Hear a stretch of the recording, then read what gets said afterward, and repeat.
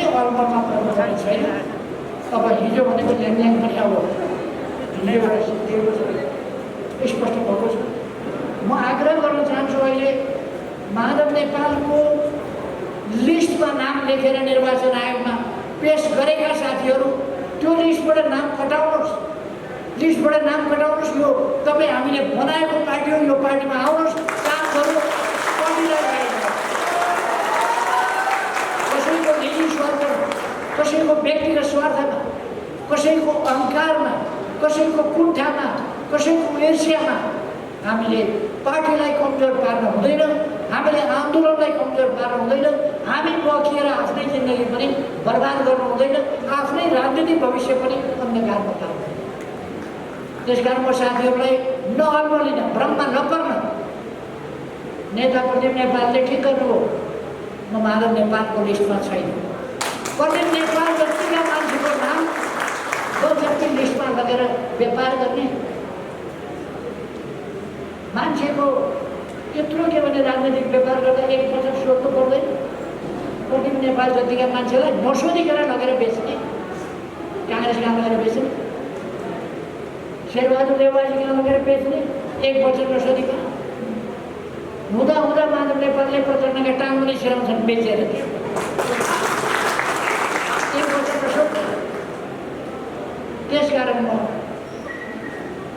त्यो लिस्टमा नाम भएका साथीहरूलाई आग्रह गर्न चाहन्छु, एकपल्ट त्यो लिस्टमा आफू नभएको कुरा अप्ठ्यारो नमानिकन घोषणा गरिदिनुहोस्, पार्टीमा आउनुहोस्, काम गरौँ, देशको भविष्य बनाऊ, आफ्नो पनि भविष्य स्वतन्त्र, देशको भविष्य बनाउने काममा लाग्नु, पार्टी निर्माणको काममा लाग्नु। म सबैलाई आह्वान गर्न चाहन्छु। तपाईँलाई अब आउने चुनाव म सबैले सुन्ने गरी भनिदिन चाहन्छु, गठबन्धनका सबैले सुनौ भनिदिन चाहन्छु। अब आउने चुनाव एमालेको चुनाव, अब आउने चुनाव एमालेको चुनाव। अरूले किनारमा बसेर छेउमा बसेर रमिता हेरे हुन्छ, बाकस थाप्न पाइन्छ थाप्नु, भोट माग्न पाइन्छ मागौँ, तर जनताले यस्ताहरूलाई भोट दिन्छ। आजको सचेत जनताले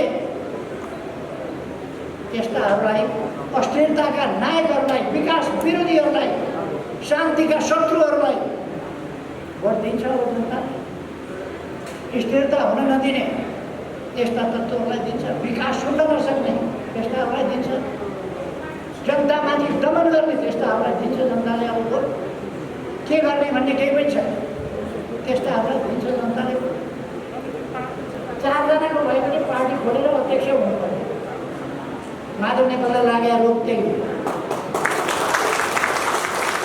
सबैले अध्यक्ष समातेर, खुसी समातेर माधव नेपाल एक्लै भयो भने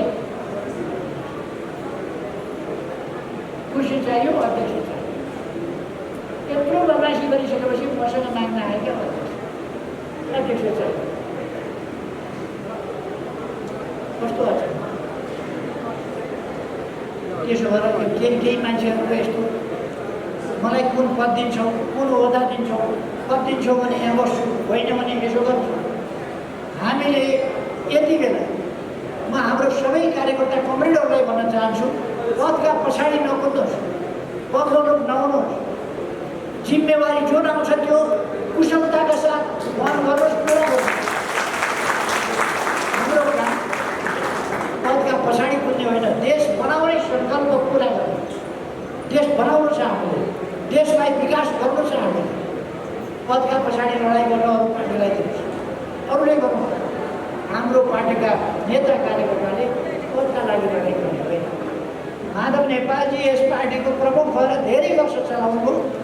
पार्टीको प्रमुखबाट कति बेर उहाँ हट्नुभयो, कसैले हटाएर हट्नुभयो होइन। उहाँले 240 निर्वाचन क्षेत्रमा 33वटामा पार्टीलाई सीमित गर्नुभयो।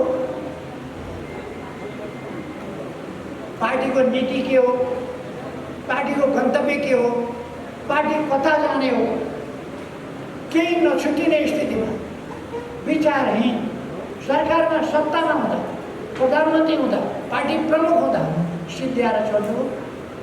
पार्टी प्रमुख हुन नपाएपछि सधैँ उडालो मचाएको छ भन्ने आवश्यक। विपक्षीसँग साँठगाँठ गरेको छ, विपक्षीसँग मिलेको छ। अहिले त तपाईँहरूले सर्लमा देख्नुभयो माधव नेपाल कुदेर उस कहाँ पुगेको छ, कुदेर उस कहाँ पुगेको छ, कुदेर अर्को पार्टीको, कुदेर अर्को पार्टीको बसिराखेका मान्छेलाई प्रधानमन्त्री भइदेऊ कि भइदेऊ, खाइदेऊ कि खाइदेऊ। एमाले सिद्ध्याउनुपर्छ, म साथ दिन्छु, एमाले खोज्छु, तिमीहरूलाई साथ दिन्छु भन्दै त्यस्तो मान्छेहरूलाई उचालेर उहाँले पार्टीभित्र विकराल समस्या पैदा। समाजको आवाज.com सबैमा हार्दिक अभिवादन। नमस्कार। यस कार्यक्रमका अध्यक्ष महोदय, पार्टीका केन्द्रीय नेताहरू, माननीय सांसद,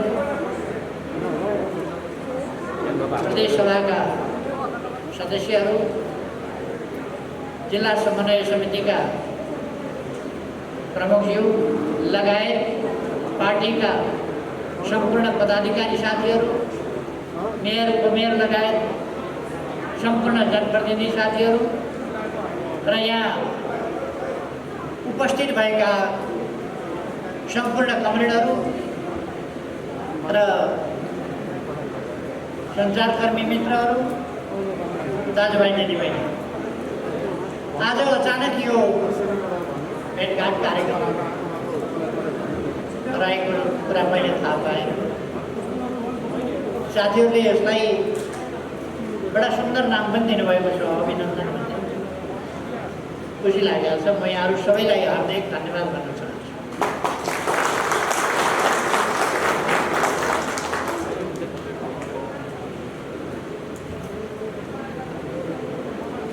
अब हामी बिस्तारै चुनावतिर जाँदैछौँ।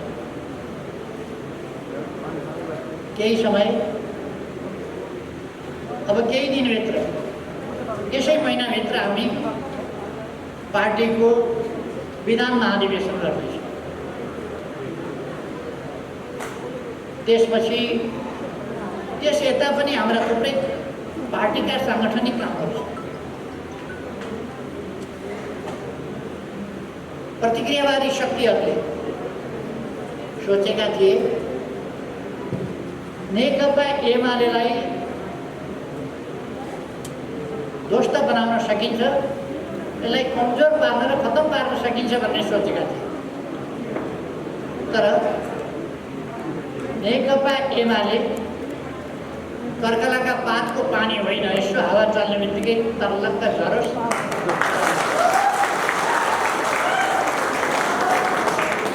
नेकपा एमाले पनि नाजुक नाजुक, कमजोर कमजोर त्यस्तो शक्ति पनि होइन र यो भवितव्यले बनेको भवितव्यमै बिग्रिहाल्ने खालको पनि हो।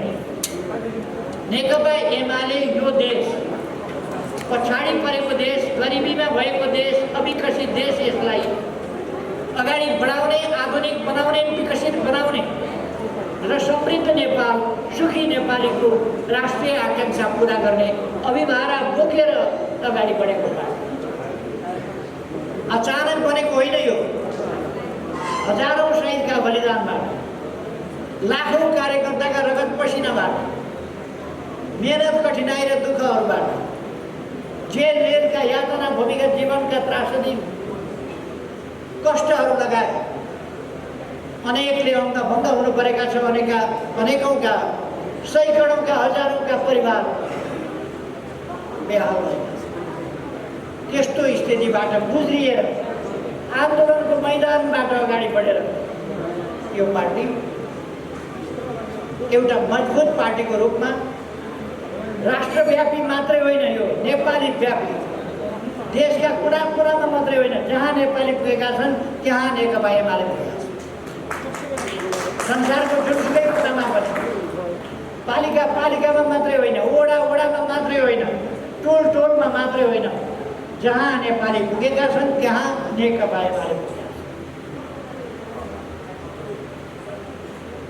त्यसै देखियो एमाले धुल्याउने सपना देख्नेहरू कानुन बनाउने बेलामा कति धुल्याउँछन् भनेर हेरेको 40% भन्ने कानुन थियो, त्यो 40%लाई 20% झारे।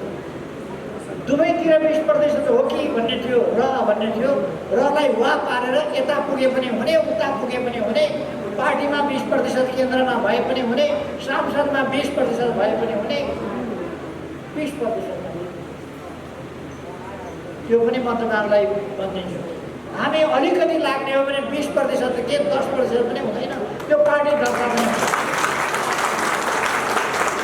नेकपा एमालेलाई कमजोर पार्ने कुरा त छोड्नु, आफै कमजोर बनाउँदै आफै कमजोर हुँदै हुँदै हुँदै हुँदै समाप्त हुनेछ त्यो एमाले विरोधी षड्यन्त्र। अब हामी स्थानीय निकायको निर्वाचन अलिक पछाडि कति बेर हुन्छ, वैशाखतिर हुन्छ, पहिले यिनीहरूले यो 1.5 वर्ष गरेर खाँदैन। तपाईँहरूलाई बताउँछ 1.5 वर्ष यिनीहरूले धान्न सक्दैन। अहिले 1 महिनामै देखिसक्यो, 1 महिनामै तमासा देखिसक्यो। यिनीहरूको सरकार पुरा गर्न सकेका छ। 4 जना मन्त्री लिएर, त्यो 4 जना मन्त्रीको काम के छ भन्दा सडकमा विरोध देख्न नआउने लोकतान्त्रिक पार्टीहरू, लोकतान्त्रिक सरकारहरू। हिजोको सरकारलाई अधिनायकवादी र तानाशाही भन्थे। हिजो सरकारले सडकमा विरोध गरेको देख्ने बित्तिकै लाठी मुक्री गर्ने गर्थ्यो। हिजोको सरकारले दमन गर्ने गर्थ्यो, धरपकड गर्ने गर्थ्यो, त्यो त गरेन, मनपरी गर्ने होइन। आज अलिकति विरोध युवाहरूले गरे, विद्यार्थीले अलिकति विरोध गरे भने सरकार पुरा शक्ति लगाएर त्यो शान्तिपूर्ण जुलुसमा खनिन्छ लाठी। म सरकारलाई चेतावनी दिन चाहन्छु, धेरै उताउलिएर सरकार नजाओस्। मैले अहिले धेरै केही नभनौँ, नेकपा एमाले माथि अमानवीय, गैर संवैधानिक, गैर कानुनी, अलोकतान्त्रिक ढङ्गले तानाशाही दमन हुन्छ भने त्यो कुरा सरकारलाई महँगो पर्नेछ। सरकारमा भएका गठबन्धनका दलहरूलाई महँगो पर्नेछ त्यो कुरा। नेकपा एमाले खरानीको दल होइन, यसो चलाएपछि पुगेन, सिद्धिँदैन। त्यो 2-4 बिग्रिन सक्छ, 2-4 बिग्रिएर जान सक्छ। बिग्रिएर जाँदा हिजो देख्नु भएन, भाग्न खोजिया हुन् कि कुद्न खोजिया हुन् कि के हो, कसैले समातिराखे, कसैले तान्दै गरेको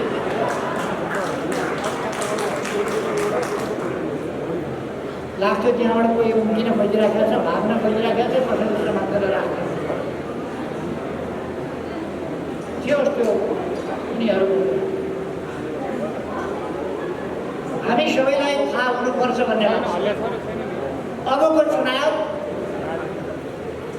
नेकपा एमाले चुनाव गरायो, केपी ओलीको नेतृत्वमा चुनाव भयो भने एमाले 2/3 ल्याउँछ भनेर यिनीहरू डराएर एमालेको सरकार अनेक गरी प्रतिक्रियावादीहरू एमालेको सरकार अनेक गरी अराजनीतिक उद्देश्यहीन उनीहरूको कार्यक्रम सरकार किन बनाउने भन्ने कुराको कार्यक्रम तपाईँहरूले कहिले देख्नु? किन बनाउने? केपी ओलीको विरोध, केपी ओलीको विरोध नेकपा एमालेको। किनभने यसले देश बनाउने भयो। अरू पार्टीको यहाँ चिन्ता के कुराको हो भने अरू पार्टीको सटर बन्द हुने भयो। अरू पार्टीका सटर चल्ने भएन, बन्द गर्दै घर बस्दै गर्नुपर्ने अवस्था। त्यसो भएर एमालेलाई ढाल्नु पर्यो। तर एमाले सङ्घीय सरकारबाट, केन्द्रीय सरकारबाट एमाले अहिले हटेको छ केही समय। तर अब आउने चुनाव म सबैले सुन्ने गरी भनिदिन चाहन्छु, गठबन्धनका सबैले सुनौ भनिदिन चाहन्छु। अब आउने चुनाव एमालेको चुनाव, अब आउने चुनाव एमालेको चुनाव। अरूले किनारमा बसेर, छेउमा बसेर रमिता हेऱ्यो भन्छ। कागज थाप्न पाइन्छ, थाप्नु, भोट माग्न पाइन्छ, माग्नु, तर जनताले यस्ताहरूलाई भोट दिन्छ। आजको सचेत जनताले यस्ताहरूलाई, अस्थिरताका नायकहरूलाई, विकास विरोधीहरूलाई, शान्तिका शत्रुहरूलाई भोट दिन्छ हो जनताले। स्थिरता हुन नदिने यस्ता तत्त्वहरूलाई दिन्छ, विकास सुन्न नसक्ने यस्ताहरूलाई दिन्छ, जनतामाथि दमन गर्ने त्यस्ताहरूलाई दिन्छ जनताले। अब भोट के गर्ने भन्ने केही पनि छैन, त्यस्ताहरूलाई दिन्छ जनताले। ठिकै छ, हामी चुनावको तयारी गर्दै जानेछौँ। चुनावकै बेला उनीहरूले थाहा पाउनेछ। अहिले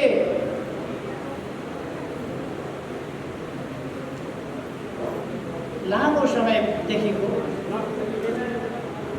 एमाले विरुद्धको एउटा अभियानको अन्तिम निष्कर्षतिर पुगेको छ। त्यो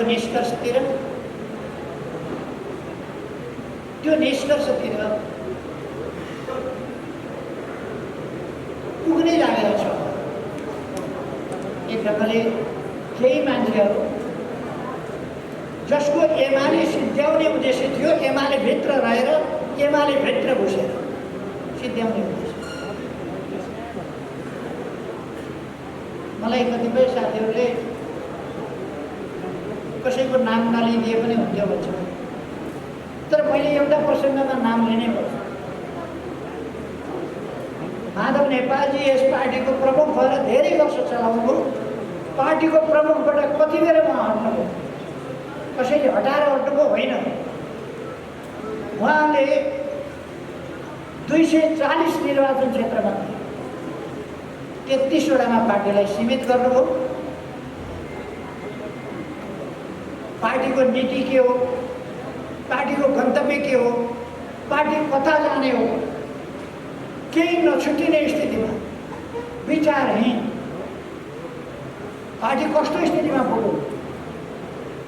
यस्तो भेलाहरू गर्ने हो भने यत्रो भेला त देशभरि कहीँ हुनै छोडेको थियो माधव नेपालको।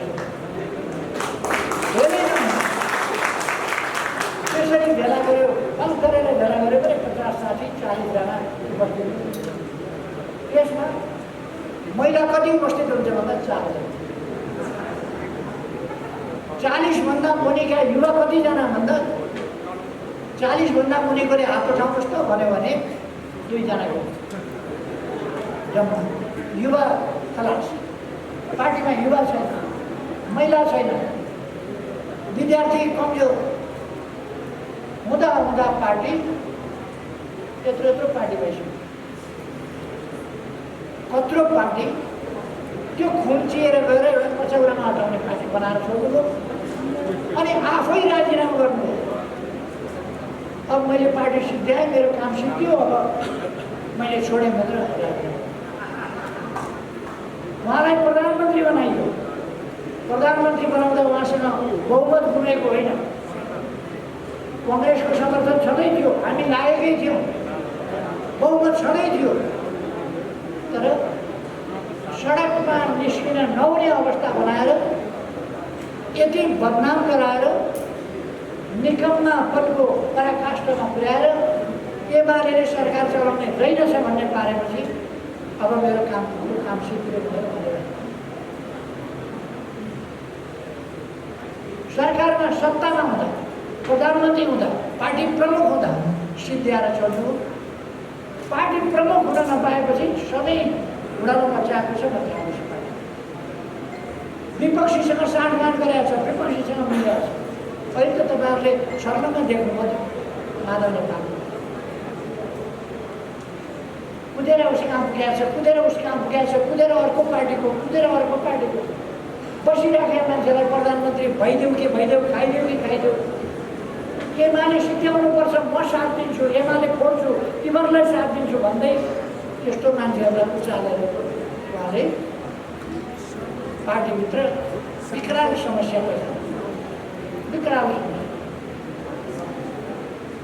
र अहिले हुँदै गएर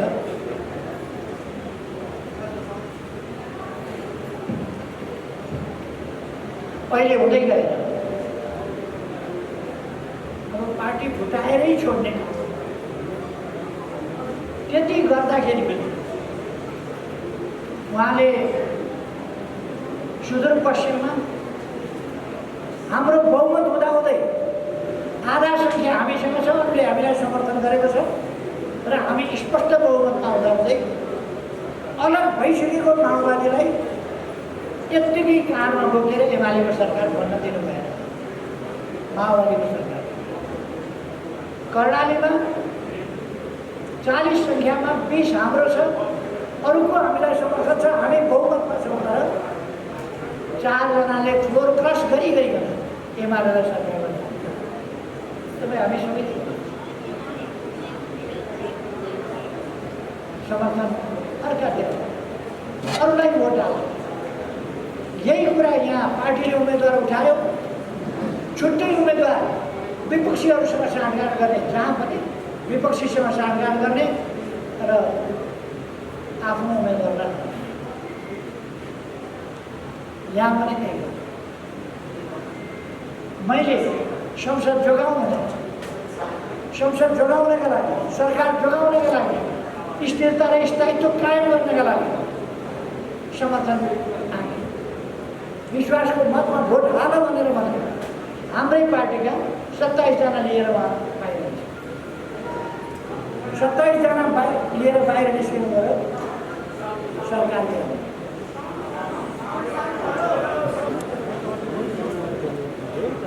नेकपा एमालेको सरकार प्रतिगामी हो।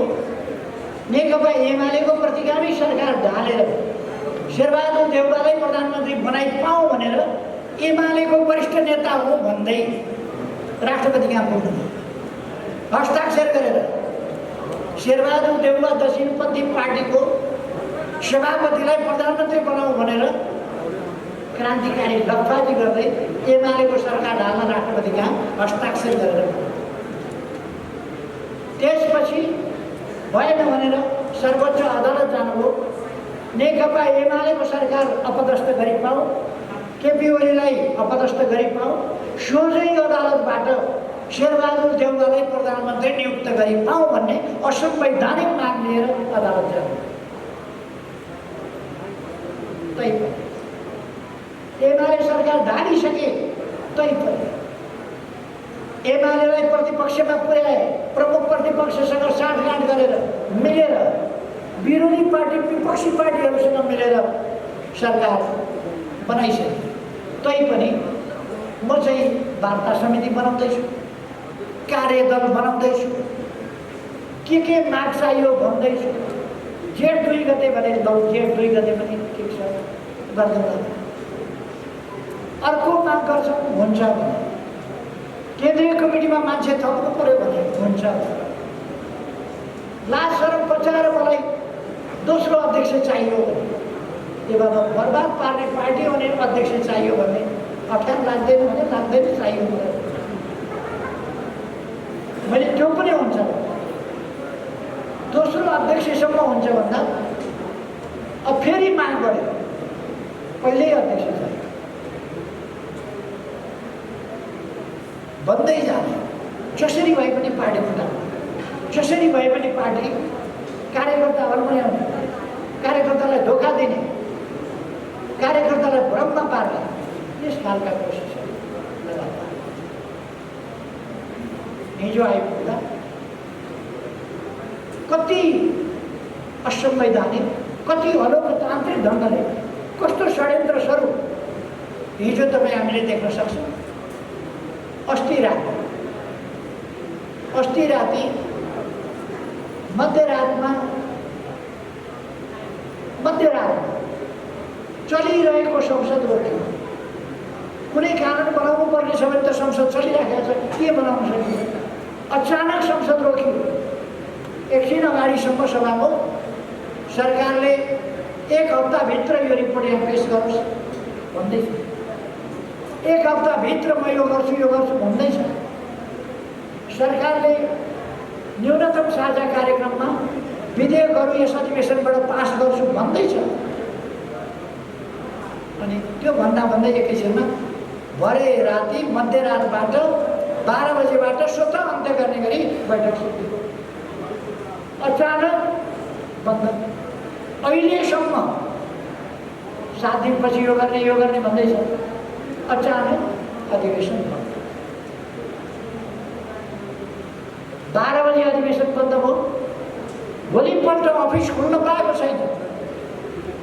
अध्यादेशको मसौदा, कानुन मन्त्रालयको सल्लाह, यो त सबै अगाडिदेखिको षड्यन्त्र। सञ्चार माध्यमहरूले पनि अगाडिदेखि भन्दै थिए, सोमबार ल्याउँछ, यस्तो गर्छ, षड्यन्त्रको गन्ध यस्तो आइरहेको छ भनिरहेका थिए। नभन्दै सोमबार आइपुग्यो। कार्यालय खुल्न नपाउँदै अध्यादेश। यदि कानुन चाहिएको थियो भने सदनमा त्यो कानुन राख्न र पास गर्न सकिन्थ्यो, तर सदनमा संसदमा आएन। अचानक सदन अन्त्य गरेर षड्यन्त्रपूर्ण ढङ्गले अध्यादेश ल्यायो। बिल्कुलै असंसदीय। यही कुरा अगाडि हामीले वा राखेका थियौँ, यता वा उता भनेर केन्द्रीय समिति अथवा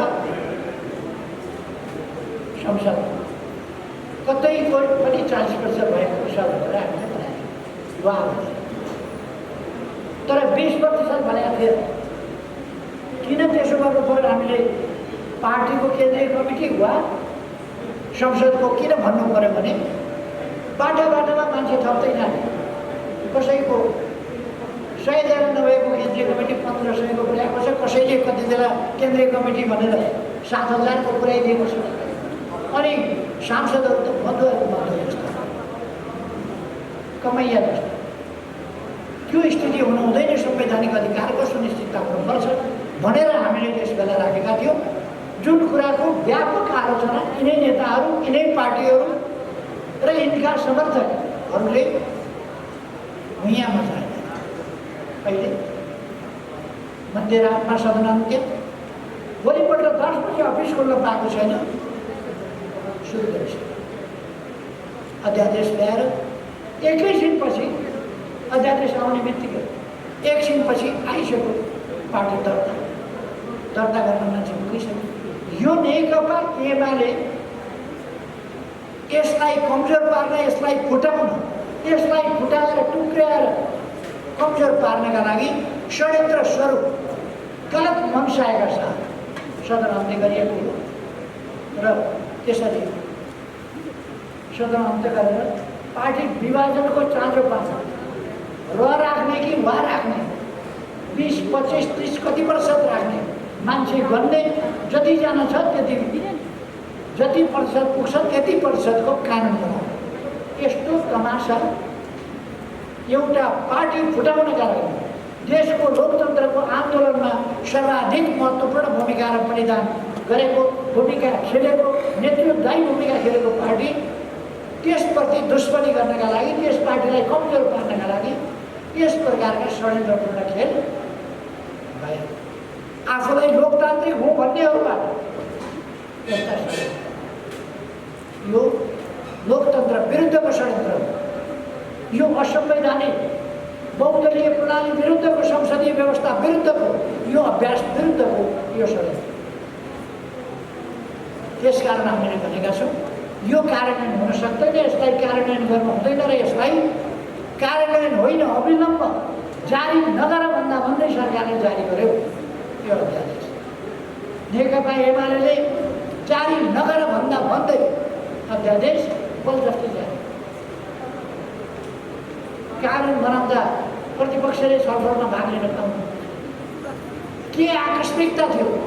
संविधानले, कानुनले भन्छ सदन नभएका बेला, संसदको सदन नचलेका बेला देशका लागि कुनै काम नगरी नहुने भयो, त्यसका लागि कुनै कानुन नहुने भयो। आकस्मिक रूपमा भने आकस्मिक रूपमा कुनै कानुन ल्याउनका लागि अध्यादेश जारी छ। यहाँ आकस्मिक रूपमा देशका लागि के भयो, जनताका लागि के भयो? जनतालाई केही समस्या परेको थिएन, देशमा केही समस्या परेको थिएन। देशका लागि, जनताका लागि होइन। एमालेको विरुद्ध सत्ताधारीहरूलाई, सत्ताधारीहरूका गलत मनसाय अलोकतान्त्रिक मनसाय, गैर कानुनी मनसाय, कानुन फेरेर गलत काम गर्ने मनसाय, कानुन बमोजिम सरकार चलेन, कानुनलाई भाँचफुस पारेर, कानुन च्यातेर, संविधान मिचेर अनि सरकार त्यसरी बनाइयो। त्यसकारण हामीले भनेका छौँ यो अध्यादेश अविलम्ब फिर्ता हुनुपर्छ। अधिवेशन तुरन्त आह्वान गर्नु, संसदको अधिवेशन तुरन्त बोलाइनु। हाम्रो नेकपा एमाले असंवैधानिक बाटोमा जाँदैन, असंसदीय बाटोमा जाँदैन, अलोकतान्त्रिक बाटोमा जाँदैन, गैर कानुनी बाटोमा जाँदैन, अनुचित बाटोमा जाँदैन। संवैधानिक कानुनी लोकतान्त्रिक बाटोबाट हरेक प्रकारका षड्यन्त्रहरूका विरुद्ध लड्न, तिनलाई पराजित गर्न नेकपा एमाले सक्षम छ। संविधान सम्म ढङ्गले, कानुन सम्म ढङ्गले लोकतान्त्रिक विधिबाट हामी मुकाबला गर्न सक्छौँ। त्यसकारण हामीलाई कुनै हतार छैन। मैले अघि एउटा कार्यक्रममा जिल्ला समन्वय समितिको कार्यक्रममा बोल्दाखेरि पनि भनेको, नेकपा एमाले अहिले पनि देशका अधिकांश स्थानीय निकायहरूमा सरकार चलाइरहेको छ। नेकपा एमाले अहिले पनि अनेक प्रदेशहरूमा सरकार चलाइरहेको छ। नेकपा एमाले एउटा 2 नम्बर प्रदेश बाहेक अरू प्रदेशहरूमा अहिले पनि प्रमुख पार्टीको हैसियतमा त छँदैछ। म यहाँलाई भन्न चाहन्छु, प्रदेश नम्बर 1 मा 90भन्दा बढी सिट, 90भन्दा बढी सिटमा 50भन्दा बढी सिट नेकपा एमालेको एक्लै छ। यस प्रदेशमा 110 सिट छ।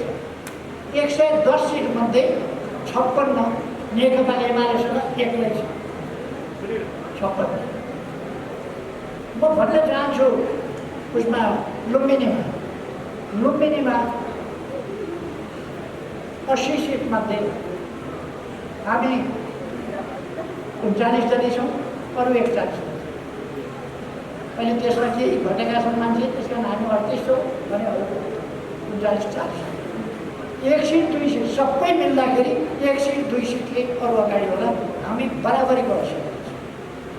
गण्डकीमा हामी 60 मध्ये 28 सिट त हामी एक्लै छौँ 60 मध्ये। कर्णालीमा हामी 40 मध्ये 20 सिट एक्लै छौँ। अहिले 4 जना हाम्रो क्लोज क्रस गरे हुनाले कारबाहीमा परेर हटिया छ, तर हाम्रो हैसियत 40 मा 20। सुदूरपश्चिममा जम्मा 52 सिट, त्यसमध्ये 25 सिट हाम्रो एक्लै छ, अरूको मिलाएर 27। अथवा हामी बराबरीको हैसियतमा छौँ सबै। सङ्घीय संसदमा म फेरि पनि भन्न चाहन्छु, सङ्घीय संसदमा 100भन्दा माथि हामी छौँ। हाम्रो नजिकैका अरू साथी साथी। त्यसकारण देशको एमाले प्रमुख पार्टी हो। गएको चुनावमा हामीले केही काम मात्रै देखाउन पाएका थियौँ।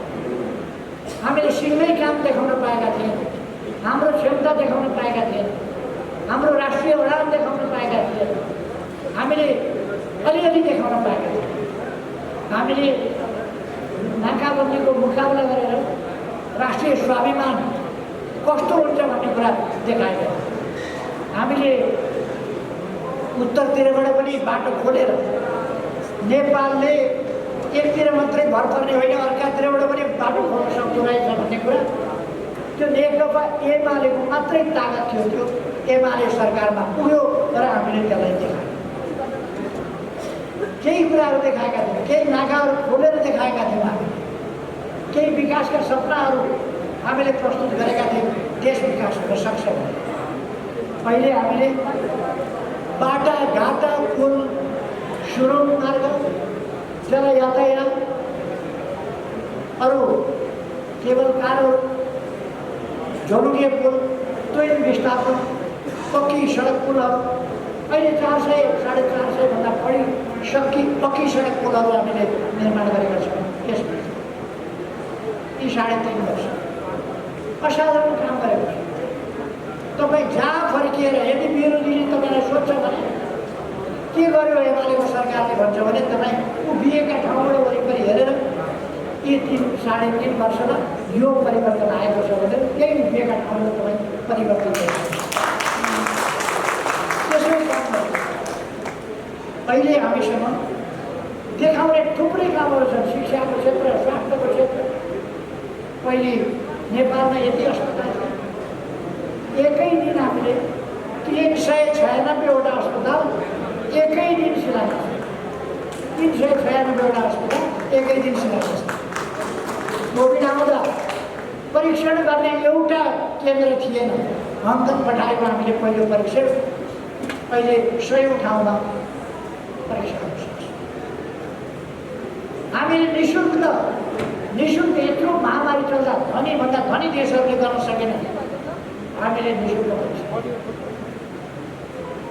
धनी देशहरूले, धेरै धनी देशहरू छन् जसले निःशुल्क खोप दिन सकेन, हामीले सबै नागरिकलाई निःशुल्क खोप उपलब्ध गराउने काम।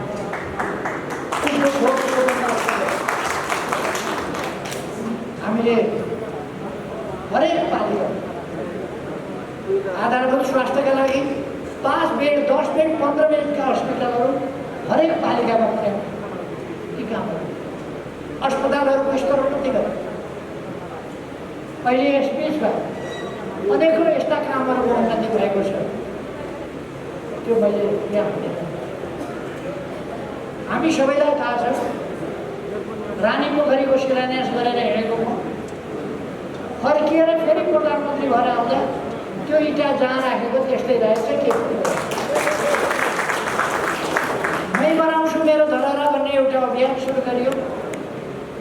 जहाँ पुगेको थियो 34 करोड कि 36 करोड कति रुपियाँ उठेको थियो नागरिकहरूबाट, त्यतिमै बन्द। त्यसपछि एउटा पाइलो सार्यो। म आइकन शिलान्यास गरेर धरहरा अहिले तयार हुन्छ। धरहरा पनि 400 भन्दा बढी 500-700 गाडी आट्ने गरी पार्किङ तयार। धरहराको जमिन हो सुन्दारामा वर्तन पानी अलल्ल बग्ने गरी सुन्दारा पार्कको व्यवस्था गरिएको छ। मोरले गुवा घिमिले गुवा गर्न सकिन्छ। बेग्लै प्रकारको सुन्दरता, टोडी खेललाई त्यसलाई विस्तार गरेर त्यहाँको सरसफाइ सुन्दरता त्यसको बेग्लै गरिन्छ।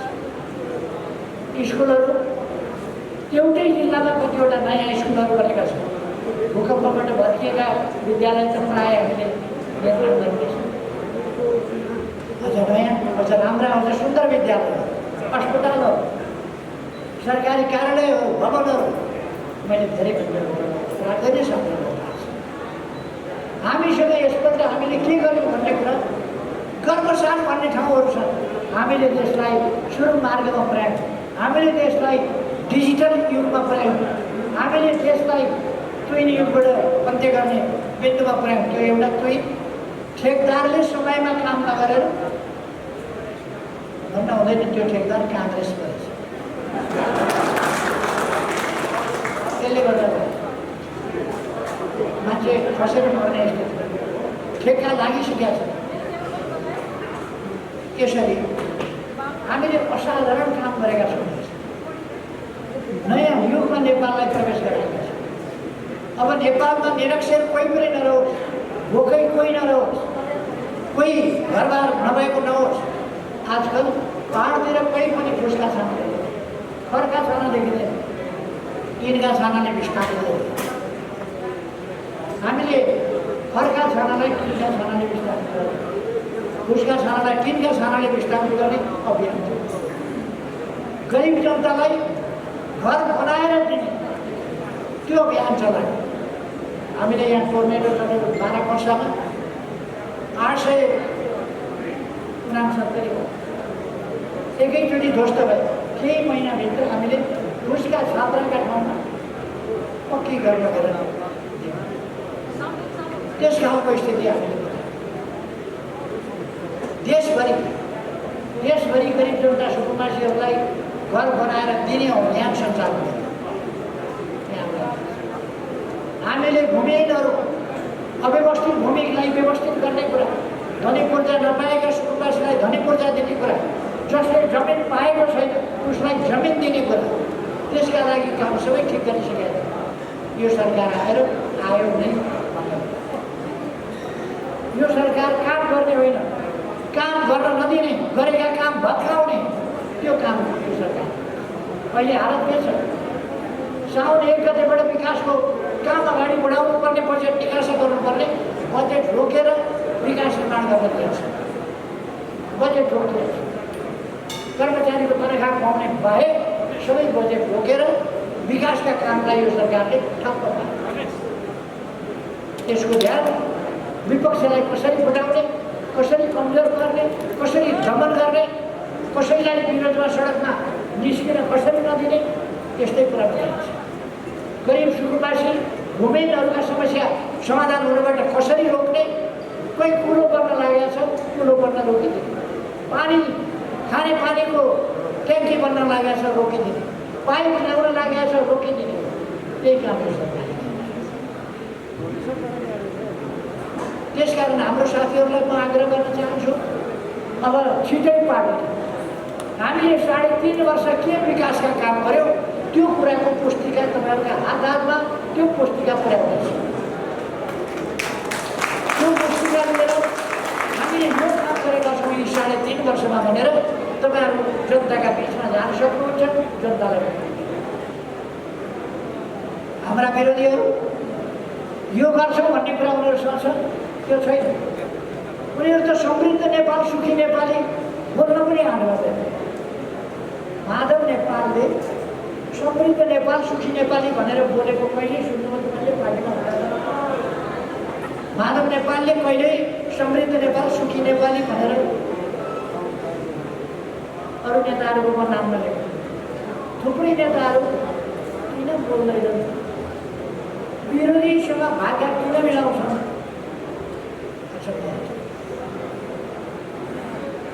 नेपाली कङ्ग्रेस, माओवादी केन्द्र, यिनीहरूसँग कुनै देश विकासको दृष्टिकोण छ र?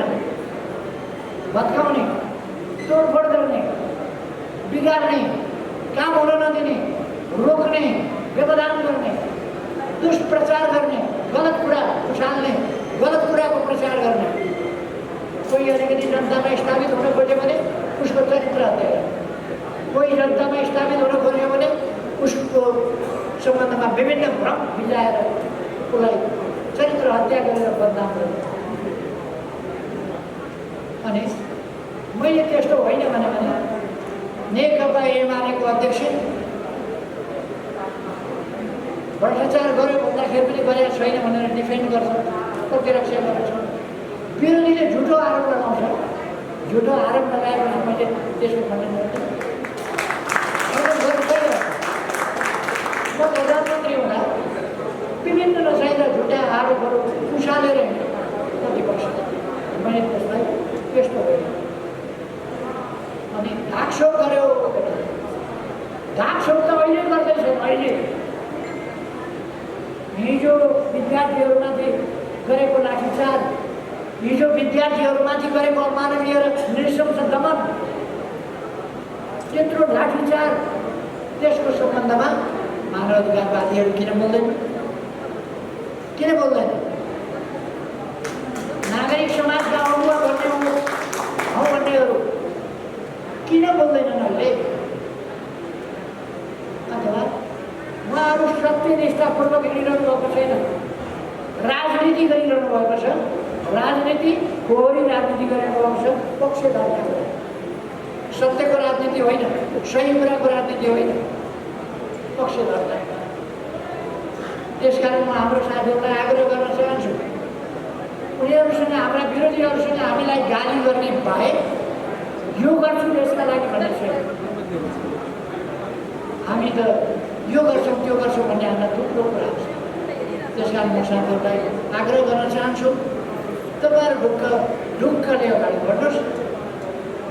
यो जिल्लामा आउँदा तपाईँहरूलाई हुन्छ खासै कोही गएको त छैन मानव नेपालको पक्षमा, कोही गएको छैन। अब देशभरिबाट हिजो निर्वाचन आयोगमा देख्नुभयो त्यति मान्छे देशभरिबाट यति मान्छे पार्टी दर्ता गर्न गए अरे कसैलाई कस्तो हुन्छ भने 4 जनाको भए पनि पार्टी खोलेर अध्यक्ष हुनु पर्यो। माधव नेपाललाई लागेको रोग त्यही हो। सबैले अध्यक्ष समातेर कुर्सी समातेर माधव नेपाल एक्लै भए पनि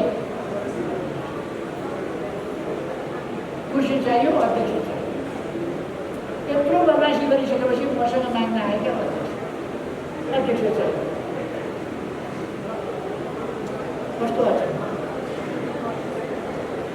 त्यसो भएर केही मान्छेहरूको यस्तो मलाई कुन पद दिन्छौ, कुन ओहदा दिन्छौ, पद दिन्छौ भने यहाँ बस्छु, होइन भने यसो गर्छु। हामीले यति बेला म हाम्रो सबै कार्यकर्ता कमरेडहरूलाई भन्न चाहन्छु, पदका पछाडि नकुद्नुहोस्, पदहरू नहुनुहोस्।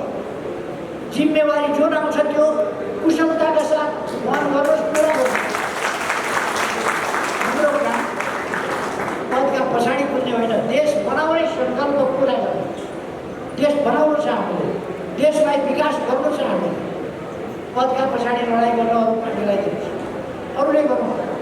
हाम्रो पार्टीका नेता कार्यकर्ताले पदका लागि लडाइँ गर्ने होइन, देशका लागि, देश बनाउनका लागि, देश विकास गर्नु, देशलाई आधुनिकतामा लानु, देशमा सुशासन ल्याउनका लागि, त्यसका लागि सङ्घर्ष गर्ने हो, त्यसका लागि काम। एकछिन पद नआउन सक्छ, एकछिन जिम्मेवारी नमिल्न पनि सक्छ कहिले कहिले, तर फेरि जिम्मेवारी मिल्छ।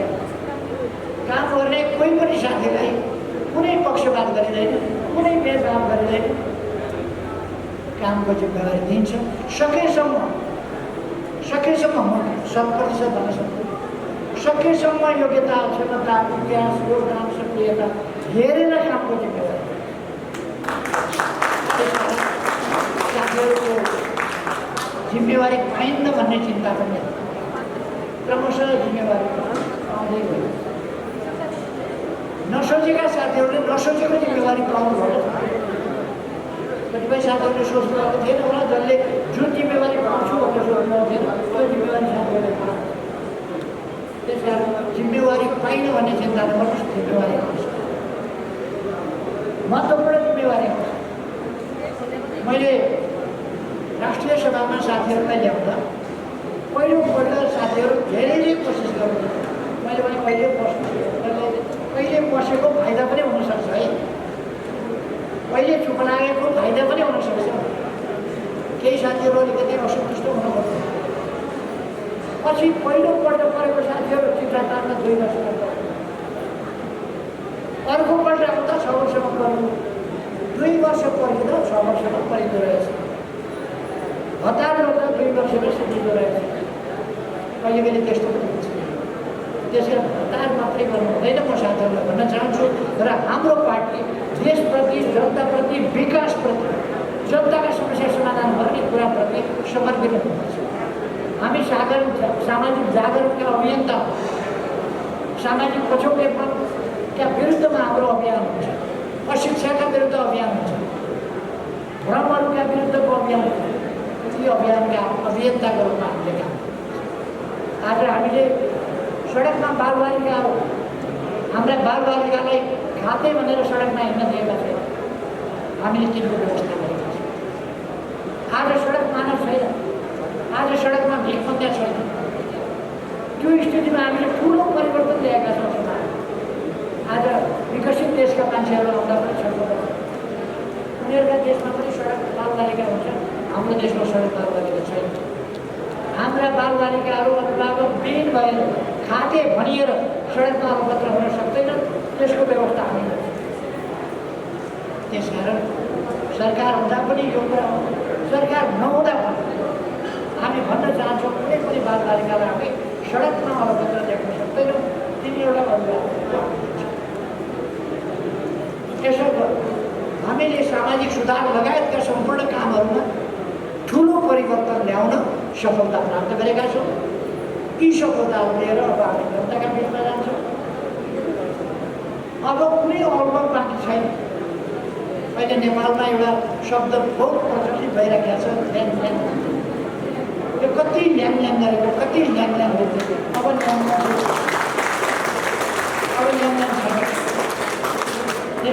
साथीहरू अब धनुबाट छुटेको बाण जस्तो भएर सनसनाएर अगाडि बढ्नु पर्दछ, गतिशील भएर अगाडि बढ्नु पर्दछ, जनताका बिचमा जानु पर्दछ, जनतालाई सचेत बनाउनु पर्दछ।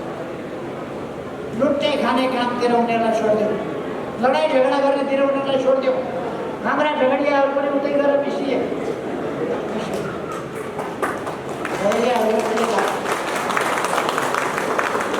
अब झगडाको जिम्मा उनीहरूलाई, गड्डा फसादको जिम्मा उनीहरूलाई, देशका लागि काम गर्ने जिम्मा, जनताका लागि काम गर्ने जिम्मा हाम्रो, सचेतनताको अभियान चलाउने जिम्मा हाम्रो, राजनीतिक जागरणको अभियान चलाउने जिम्मा हाम्रो। लडाइँ झगडा त्यसकारण यो सरकार अहिले पनि माधव नेपालहरूलाई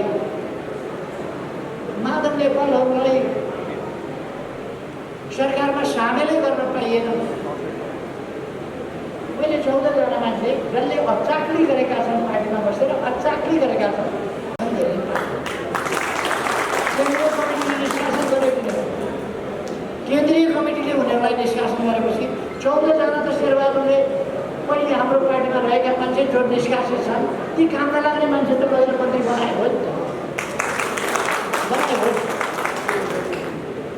मैले अस्ति पार्लियामेन्टमा बोल्दा पनि शेरबहादुरजी कमसेकम 1 महिनादेखि तपाईँको पछि लागेर कुद्याछन् मन्त्री बनाइदिनु न बिचरा, होला र खाउँला भनेर पछि लागेका छन्, कुद्याछन्। मैले अब साथीहरूलाई भन्न चाहन्छु, हामी कुनै अल्पमा पर्नु जाने छैन। अब हिजो भनेको ल्याङल्याङ पनि अब हिजोबाट सिद्धिएको छ, स्पष्ट भएको छ।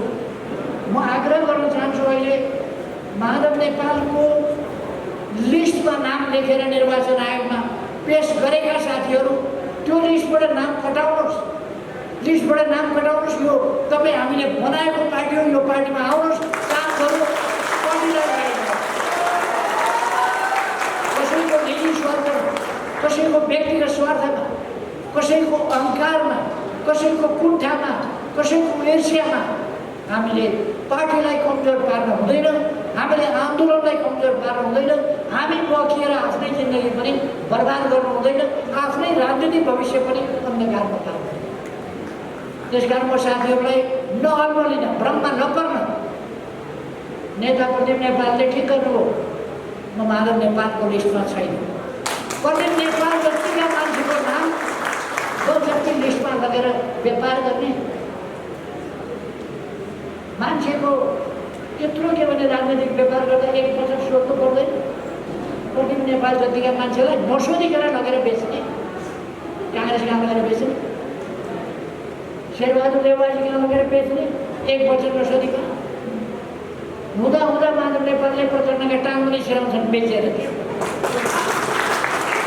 एक वचन नसोध्ने। त्यसकारण म त्यो लिस्टमा नाम भएका साथीहरूलाई आग्रह गर्न चाहन्छु, एकपल्ट त्यो लिस्टमा आफू नभएको कुरा अप्ठ्यारो नमानिकन घोषणा गरिदिनुहोस्, पार्टीमा आउनुहोस्, काम गरौँ, देशको भविष्य बनाऊ, आफ्नो पनि भविष्य सुन्दर, देशको भविष्य बनाउने काममा लाग्नु, पार्टी निर्माणको काममा लाग्नु।